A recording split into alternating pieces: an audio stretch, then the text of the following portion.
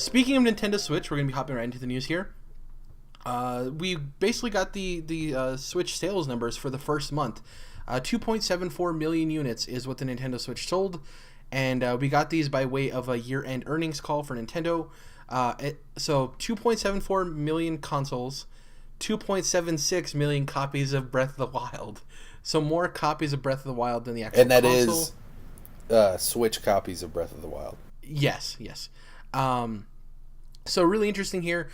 This article on IGN by Jonathan Dornbush, the boy wonder of news, basically goes through a couple of the sales numbers. So for the first month for the Wii, it sold 3.19 million units, and the Wii U sold 3.06.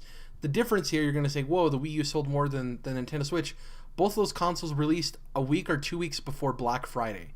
Holiday sales numbers are way higher than what they are in the spring or any other period. So for the Switch to hit 2.76 or 2.72, in the spring is actually really huge.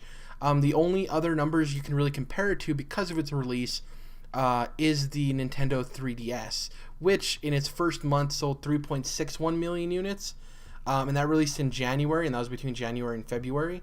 And obviously the 3DS is a booming success. This is a little bit different because it's a handheld and a console. So if you're comparing its month of release and that kind of stuff, I think it shows a lot of promise. Obviously, we're going to see how it does with games and stuff this holiday.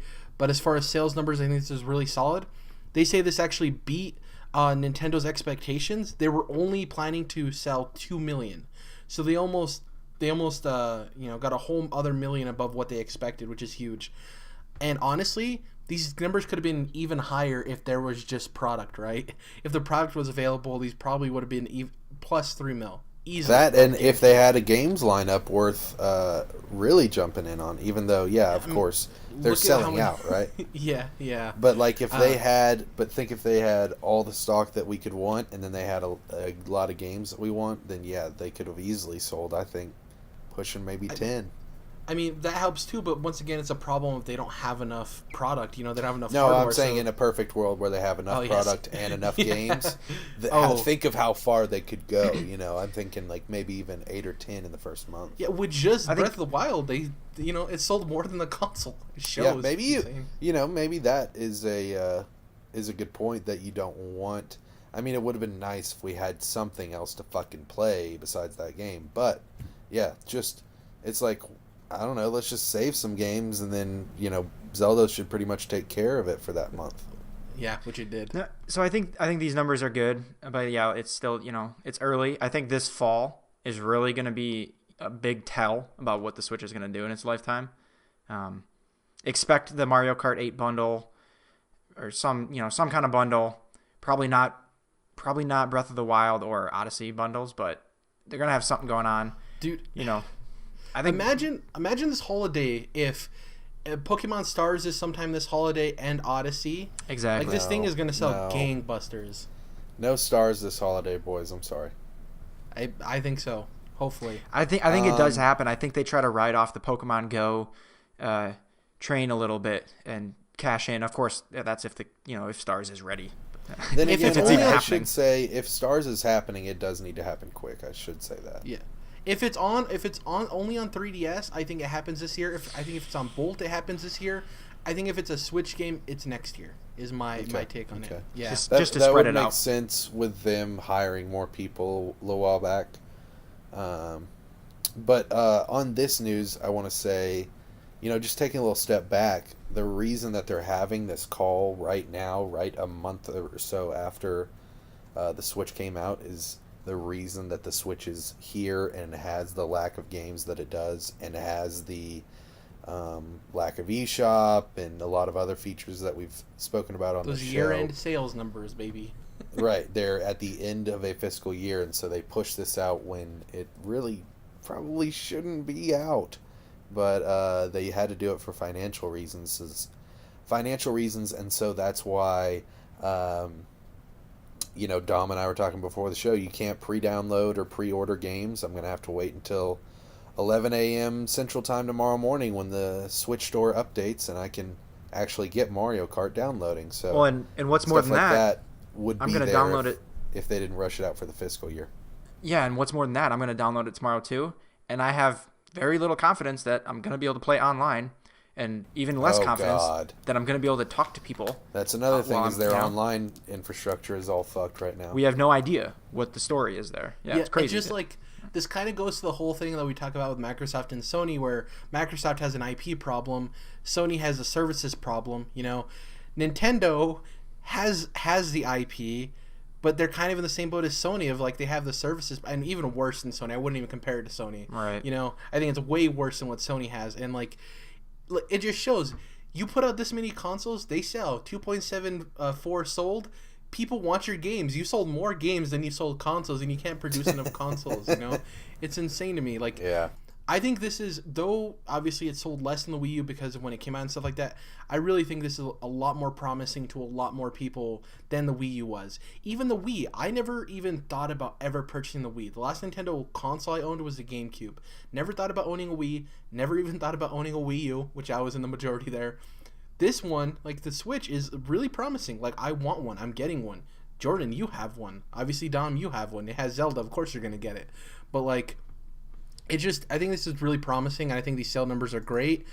Like we just talked about, there's a lot that they can improve, and hopefully they do improve, but it's a good start for them. So I think beating their sales expectations is huge, and hopefully they learn from their mistakes that they're making, even though Nintendo isn't prone to do that, but we'll see what happens. Real quick, I want to ask about how much we've played Mario Kart 8, since we're on a Switch topic here. I think we've... Did you ever have a Wii U, Jared? No. But you did, Dom, right? No. No? Okay, No. so you guys haven't played Mario Kart 8 at all. I haven't touched it.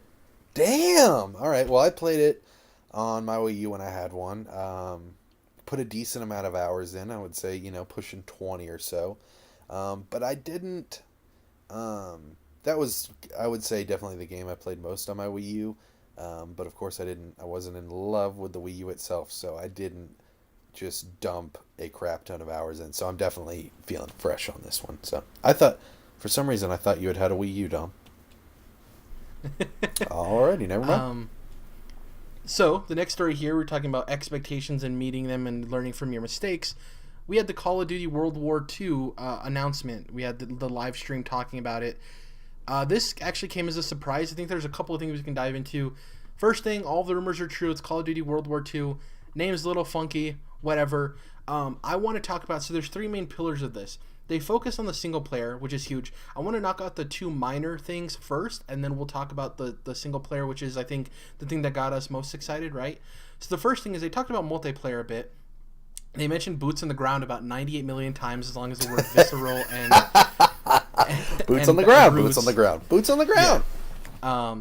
I think this is exciting for people who are interested in playing Call of Duty multiplayer.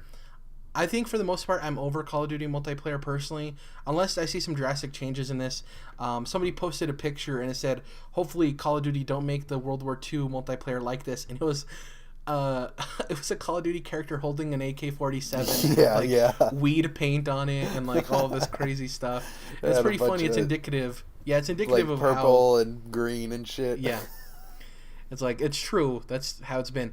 But one thing that they said is they talked about this social area between matches, and they showed a slight glimpse of it. And basically, it showed this soldier standing on this hill, and it's panning up, and then you see a bunch of soldiers with their gamer tags above it, or usernames, and they're just like running around talking and stuff like that. Kind of looks like if you've seen PlayerUnknown Battlegrounds, kind of the pre-lobby area where people are running around and stuff. That looked interesting. That looked cool. It's a better way to build a community because Call of Duty's community is kind of questionable. The other thing is they showed a tease towards Call of Duty Zombies. They showed a picture of a zombie Nazi, it looked like. So, that's a game mode that people love. So, is Infinity Ward the only studio that doesn't do zombies at this point? They did zombies in the last game. Yeah. For Infinite Warfare. Oh, okay. Yeah, all of them have touched zombies. That thing blew up, and they used to do another one. It was called not Exo. It was something odd. Yeah, it was weird, but Some they ghosts. all switched to doing zombies because it's so successful. I know people who buy Call of Duty just to play zombies. They don't even play multiplayer or single player. For the last several years, they've all had zombies, I guess. or at least some variation of it. One of them was aliens and not necessarily zombies. Okay. Yeah. I think that was Advanced Warfare Ghost, Infinite. one of them. But as far as the big news here, the one that got us most excited, the story of Call of Duty, Modern Warfare, World War II. This looks huge. As Josh Duhamel, I believe is how you pronounce his name. He's from Transformers. He's a pretty big actor, which isn't surprising to see a pretty big actor in Call of Duty. The story looks really cool. It looks very visceral. You know that because they said that word about 98 times. Boots on the ground. It looks very intimate, right? It looks very like it's only you and your crew. You're going out there fighting. You're not a superhero like in the past Call of Duties or the recent Call of Duties anyways. One thing that they did announce is that there's no health packs or ammo drops in the single player. You have to go to your medic to get healed. You have to go to the ammo guy to get ammunition, which I think is really cool. The story seems really personal. It seems more heartfelt than a lot of Call of Duty stories. The main character's nickname is Red because one of the main producers on the game, his father died during the making of the game, and that was his name. And the way they talk about the story, it's more than just you're going to have a great time as normally how they unveil Call of Duty games, and they're treating it with respect. You have to remember that a lot of these Sledgehammer guys worked at Visceral, the people who did Dead Space, and it seems like they're making this Call of Duty game kind of like what Battlefield 1 did. They're not glorifying war and making it happy and crazy and fun. They're like, this was some dark crap that we had to go through, and it's not fun. So, speaking of Battlefield 1, you said Call of Duty World War II was a clunky name. Is it as clunky as Battlefield 1? The number 1? No, I think it's better. Way better. Okay. I don't think it's still a great name, but I think it's way better because at least I understand why it's called Battlefield 1, obviously, but like, I don't know. It's just fucking stupid. You don't have to explain it, Jared. Exactly. So I was going into this. I haven't bought a Call of Duty game in 6 years. After buying them almost every year, this has me really intrigued. I think I'm really thinking about purchasing Call of Duty to play this campaign, or maybe even renting it. But I'm about 80-20 on playing this game, which I didn't think I was going to be. But after that showcase of the single player, I'm in for the most part. Dom, you said you're excited, right? Yeah, I'm in. I'm 100-0 in. Because that single player is really what's selling it to me. I might not even touch the multiplayer, and I would love to play zombies. I used to adore that mode, but that's when you're playing couch co-op and you have friends, and I probably spend hundreds of hours playing zombie mode, but that's not really a thing for me anymore. So I probably won't end up touching the zombie mode more than once or twice with people online, because you know how that goes. But the single player looks so good. So in addition to everything that you already said, they're really changing up the mechanics of the game, right? Like non-regeneration, non-regenerating health. When was the last time a Call of Duty game did that, right? Like that's crazy. A video game period for the most part, most games. Right.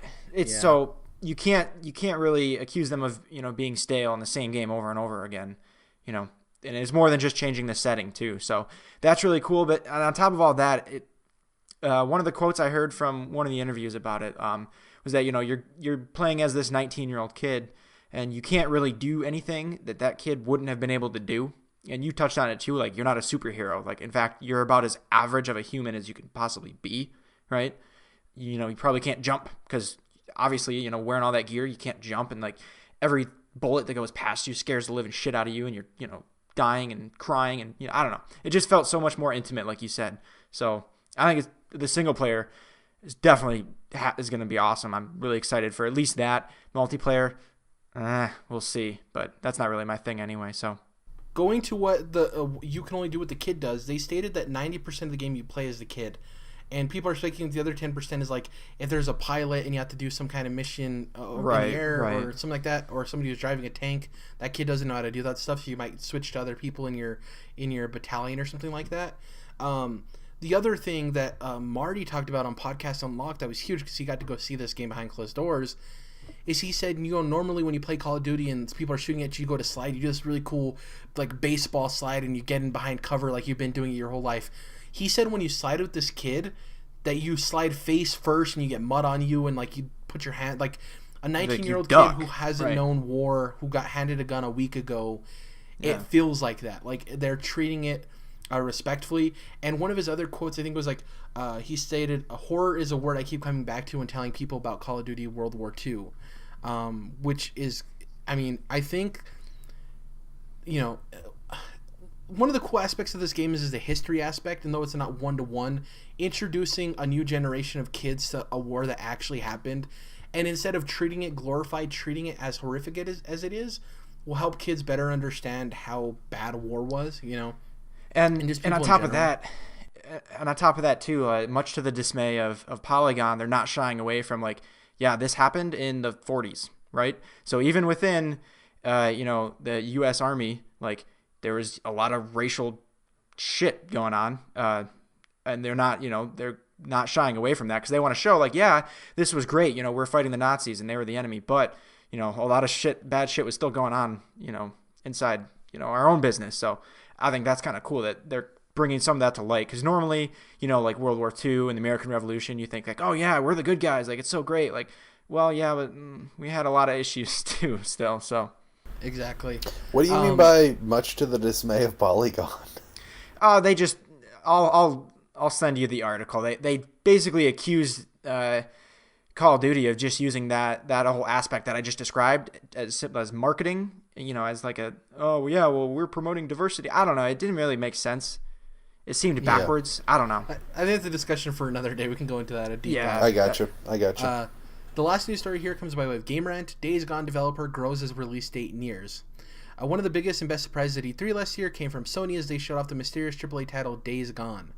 As reported last week in the local newspaper, The Bulletin, Sony Bend is getting ready to jump into one of Bend, Oregon's newest and high-profile office buildings, known as Crane Shed Commons. The move is expected to finalize in September, facilitated by the fact that the development studio has more than doubled in size since the start of Days Gone, going from 45 to 103.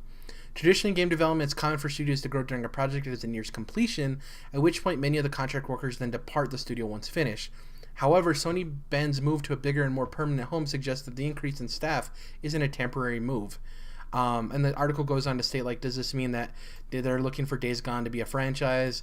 Spoiler alert, if they're putting money into a new IP, they want it to catch on like wildfire and want it to be a franchise, all right? The more copies they can sell, the better. The interesting thing here is the way they say that they, it's true that when you ramp up in employees, it's to get near completion. I also think that them moving is an indication that this game isn't coming out this year. To move, it's one thing to grow in size, but to move your studio from one location to another, I don't know if that necessarily signifies that this game is really close to coming out. I think this might still have 8 months, 12 months in the oven still. I don't think it's all these new employees come in and we're 5 months from release. It doesn't make sense to me at all. Yeah, Days Gone is looking more and more slippery for this year, just the way they've handled it and the way they were really kind of cagey about it at E3 last year, and just doesn't seem like they're all the way there yet, And if they were already in a place and they just doubled in size, tripled in size, then you're like, okay, that's fine. They just need to bring more people in to handle a lot of the nitty gritty. But the fact that they're bringing in more people and moving, I think the and moving part is the hugest thing. It's you have tons of computers, you have tons of hard drives, you have a lot of it's not power. Nothing. Yeah, you have to move, you have to get all that stuff set up, you have to get everything going. It's different than just bringing in a bunch of people to work in a location you already have set. And I think them having to move indicates that this isn't, the game's 5 months out. This is the game's 8 to 18 months out, So we'll see. Hopefully you guys get Days Gone this year. Looked like an interesting game. It was probably the game I was least excited about in that Sony reel, which, all those games that they showed were fantastic. So if you're the least exciting one out of that bunch, that's okay, But we'll see how it turns out. That game's been in development for a while.